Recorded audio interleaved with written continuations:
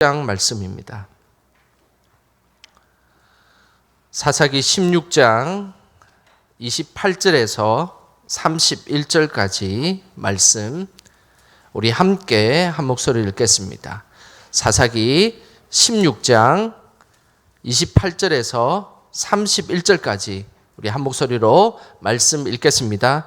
삼손이 여호와께 부르짖어 이르되 주 여호와여 구하옵나니 나를 생각하옵소서. 하나님이여 구하옵나니 이번만 나를 강하게 하사 나의 두 눈을 뺀 블레셋 사람에게 원수를 단번에 갚게 하옵소서 하고, 삼손이 집을 버틴 두 기둥 가운데 하나는 왼손으로 하나는 오른손으로 껴 의지하고, 삼손이 이르되 블레셋 사람과 함께 죽기를 원하노라 하고 힘을 다하여 몸을 굽히매 그 집이 곧 무너져 그 안에 있는 모든 방백들과 온 백성에게 덮이니, 삼손이 죽을 때에 죽인 자가 살았을 때에 죽인 자보다 더욱 많았더라. 그의 형제와 아버지의 온 집이 다 내려가서 그의 시체를 가지고 올라가서 소라와 에스다올 사이 그의 아버지 마누아의 장지에 장사하니, 삼손이 이스라엘의 사사로 20년 동안 지냈더라. 아멘. 오늘 옆 사람에게 이렇게 인사했으면 좋겠습니다. 기도의 자리에 잘 오셨습니다. 이렇게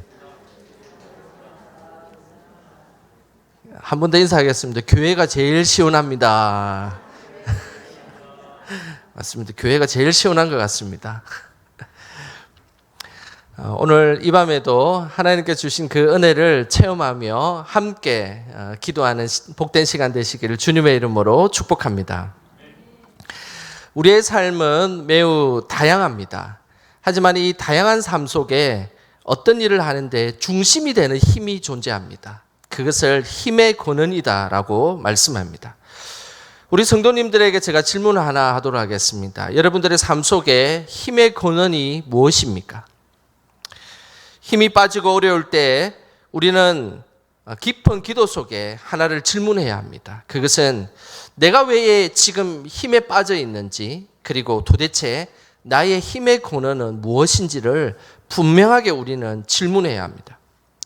나는 무슨 힘으로 일을 하고 가정을 돌보고 그리고 지금까지 살아왔는지 다시 우리는 되물어보아야 한다는 것입니다.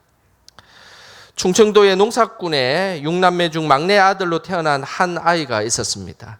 그는 2살에 소아마비를 앓았고 가난해서 치료의 시기를 놓쳐 안전뱅이가 되었습니다. 아버지는 장애가 있는 아들이 부끄럽다며 술만 먹으면 쓸모없는 놈, 제발 갖다 버려라라고 그 아이를 질책했습니다. 초등학교를 입학하기 위해 어머니 등에 업혀서 집에서 1시간 떨어진 초등학교에 갔지만 장애인이라는 이유로 입학이 허락되지 않았습니다. 그때에 그 어린 아이와 어머니는 부둥켜 안고 서러워서 울며 통곡을 하였습니다. 그는 이를 악물고 굳은 다리를 펴는 재활훈련을 했습니다. 그리고는 겨우 목발을 짚는데 2년의 세월이 흘렀습니다. 그리고 그는 공부를 하기 시작했습니다. 공부하는 곳이 변변치 않아서 TV가 크게 틀어져 있는 방 한 구석에서 그냥 무작정 공부를 하였습니다. 근데 놀랍게도 하나님께서 그 아이에게 지혜를 허락하여 주셨습니다. 그래서 그 아이는 늘 전교 1등을 하였고 그는 나중에 서울대 수학과에 들어갔습니다. 그리고 나서 미국 버클리대에서 박사를 받고 서울대 교수를 하다가 카이스트 교수가 되었습니다. 그의 이름은 김인강 교수님이십니다. 그의 자서전 기쁨 공식이라는 책에 그 책을 통해서 이 교수님이 많이 알려지게 되었습니다. 그는 자신의 인생에 있어서 피를 토하고 목발로 걷기 위해 수많은 시간과 다리를 꺾는 고통을 감수하면서도 보람듯이 그는 성공하기를 원했습니다. 그래서 그의 삶의 근원이 되는 것은 성공이었습니다.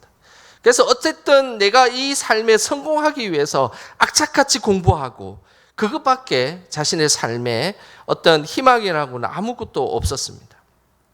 대학 시절 비가 올 때마다 우산을 씌워준 선배 누나를 통해서 복음을 듣게 되었습니다. 그리고 그 후에 자신을 이끄는 힘이 성공의 힘이 아니라 바로 하나님임을 고백하게 되었습니다. 그래서 그는 기쁨 공식이라는 책에 이렇게 고백을 했습니다. 그 책의 내용 일부분을 제가 한번 읽어드리겠습니다. 대학 때 내가 이를 악물고 대학까지 온 이유가 뭘까? 못하러 어렵게 보둥대며 살아야 하는가 하는 철학적 번민에 빠졌습니다. 하나님을 믿으면서 내 삶의 의미가 노력으로 얻을 수 있는 것이 아니라 하나님으로부터 온다는 것을 깨닫게 되었습니다.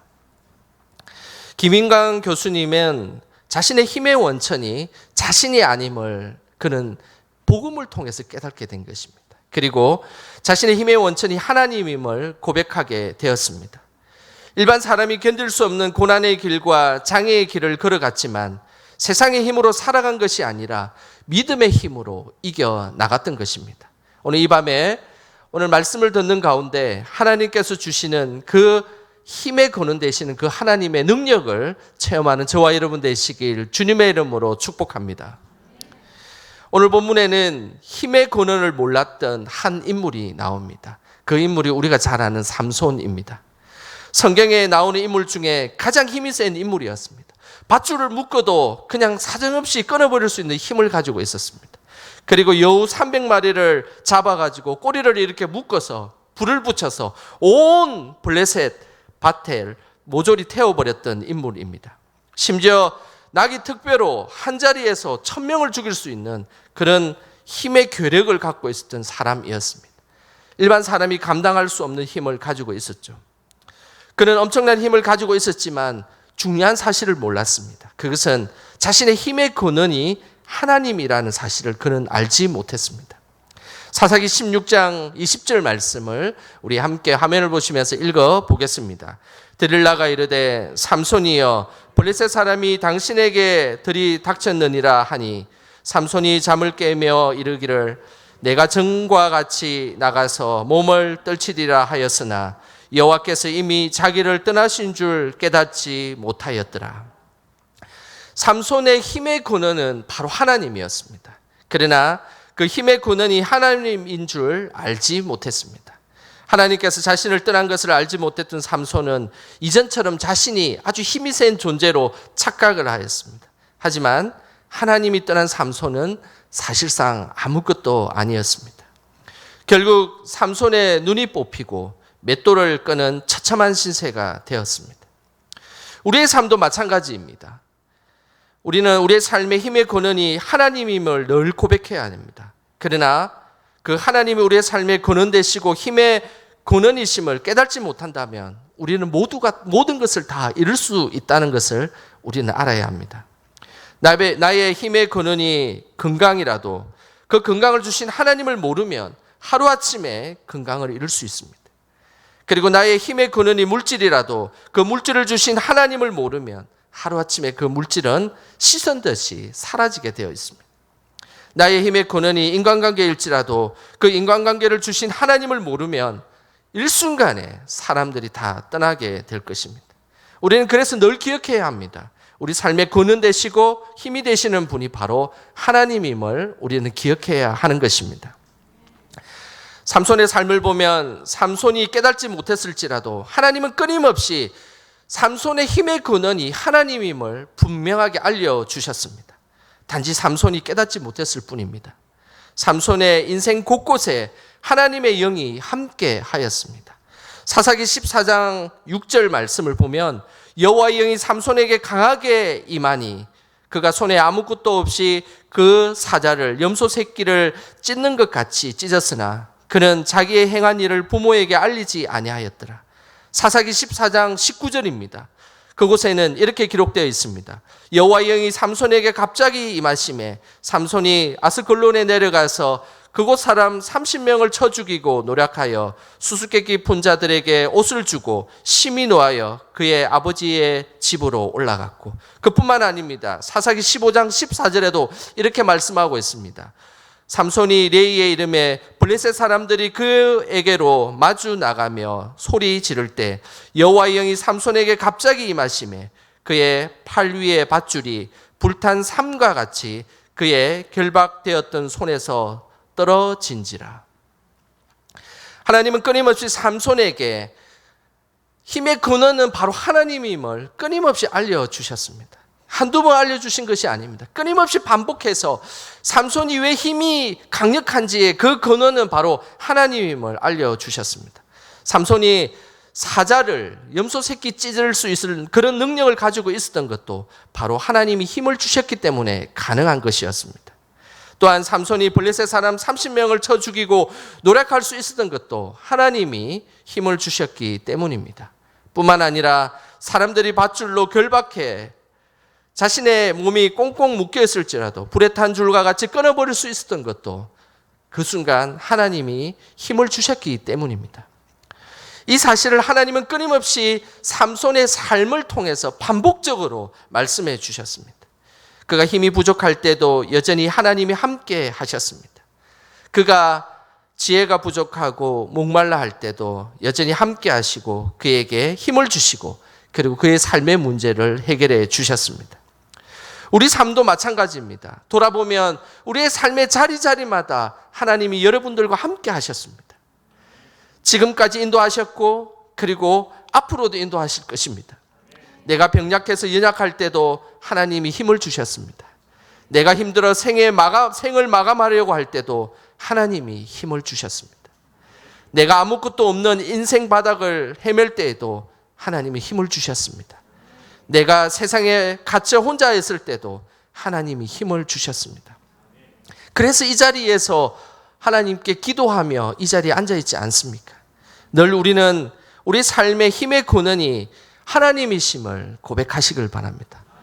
우리가 깨닫지 못하는 모든 삶의 여정 가운데 성령님께서 임하셨고 갑자기 임하셨고 능력을 주셨고 알지 못하는 우리가 깨닫지 못할 때도 하나님이 힘 주시기에 이 자리에서 하나님께 기도하고 나아가고 있는 것입니다.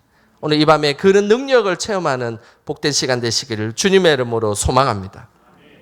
삼손은 두 눈이 뽑히고 결박되고 나서야 자신의 힘의 근원이 하나님임을 깨닫게 되었습니다.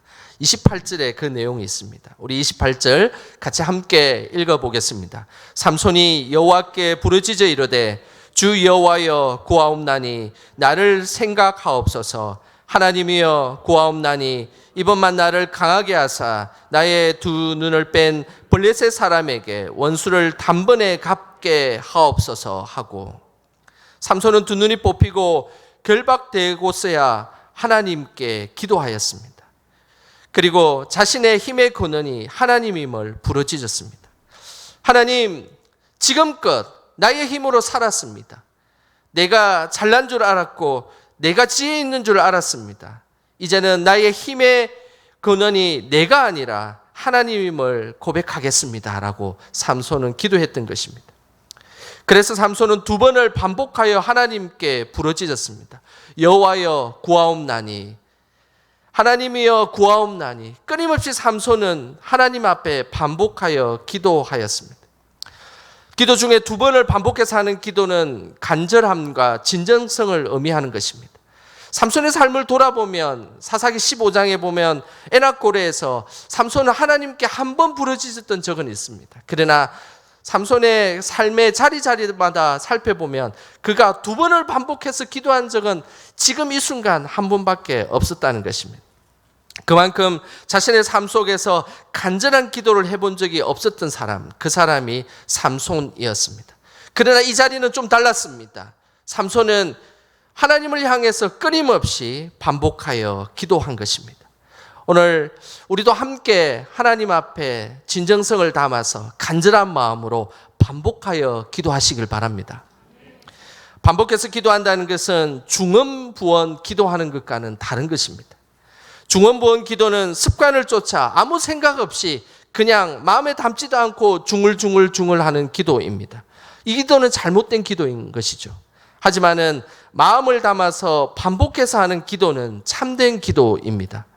마태복음 26장 44절에 보면 예수님께서도 반복하여 기도하였습니다. 마태복음 26장 44절 우리 같이 한 목소리로 읽어보겠습니다. 또 그들을 두시고 나아가 세 번째 같은 말씀으로 기도하신 후, 예수님은 십자가라는 그 중요한 순간에 3번이나 반복해서 똑같은 말로 기도하였습니다. 우리는 중언부언 기도하지 말아야 합니다. 그러나 반복해서 기도해야 합니다. 마음을 담고 진심을 담아 반복해서 기도해야 합니다. 그때 바로 그 자리에 하나님께서 응답하여 주실 것이고, 그리고 힘의 근원 되시는 그 하나님이 어떤 능력을 갖고 계신지를 우리에게 보여주실 것입니다. 하나님이 힘의 근원이심을 고백하는 자에게는 하나님은 늘 우리의 문제를 해결하여 주시고, 그리고 더 큰 축복으로 우리에게 다가오신다는 사실입니다. 오늘 그 말씀이 30절에 나와 있습니다. 우리 마지막으로 30절 함께 읽겠습니다. 삼손이 이르되 블레셋 사람과 함께 죽기를 원하노라 하고 힘을 다하여 몸을 굽히매 그 집이 곧 무너져 그 안에 있는 모든 방백들과 온 백성이 덮이니 삼손이 죽을 때에 죽인 자가 살았을 때에 죽인 자보다 더욱 많았더라. 하나님은 분명히 말씀하셨습니다. 삼손이 죽을 때에 죽인 자가 살았을 때에 죽인 자보다 더 많았더라라고 말씀하고 있습니다. 다시 말해서 힘의 근원이 나라고 생각하며 내 마음대로 살았을 때보다 힘의 근원이 하나님임을 고백할 때 하나님은 더 큰 역사로 우리에게 다가오신다라고 말씀하고 계신다는 것입니다. 이런 역사가 하나님이 역사하시는 방법입니다. 나의 힘으로, 계속해서 나의 힘으로, 나의 지혜로, 내 생각대로 어떤 일들을 몰아붙이려고 하다가 어느 순간 그것이 잘못되었고 하나님의 힘으로 그 일들을 감당해야 되는 그 순간이 올 때 하나님은 분명히 응답하여 주실 것이고, 그리고 그 일이 하나님의 뜻대로 그리고 하나님의 능력대로 이루어짐을 우리에게 말씀하고 있는 것입니다. 내가 힘이 없고 내가 힘들어 기도할 수 없는 그 순간이 올 때 우리는 하나님의 힘으로 기도해야 합니다. 우리는 그렇게 이야기할 수 있습니다. 나는 이제 기도할 힘이 없습니다. 기도할 제목도 없고 기도할 마음조차 없습니다. 이렇게 이야기할 때가 있습니다. 그러나 그것은 잘못되었습니다. 자신의 힘으로 기도하는 것이 아닙니다. 자신의 생각으로 기도하는 것이 아닙니다. 자신의 마음으로 기도하는 것이 아닙니다. 우리는 하나님의 힘으로 기도해야 되는 것이고 하나님의 생각으로 기도해야 되는 것이고 하나님의 마음을 품고 기도해야 되는 것입니다. 그 자가 바로 하나님께 응답받으며 하나님 능력 주시는 자 안에서 모든 것을 할 수 있는 기도의 사람인 것입니다. 오늘 이 기도의 자리는 하나님의 주시는 힘으로 기도하시길 바랍니다. 또한 나의 모든 힘의 근원이 하나님이심을 고백하는 시간 되시기를 소망합니다. 그래서 하나님이 힘 주시는 그 기도로 우리의 삶의 문제를 돌파하고 뚫어내는 저와 여러분 되시는 귀한 시간 될 수 있도록 주님의 기도하며 나아가기를 주님의 이름으로 축복합니다. 이 시간 우리 함께 기도하며 나아가겠습니다. 나의 힘이 되신 여호와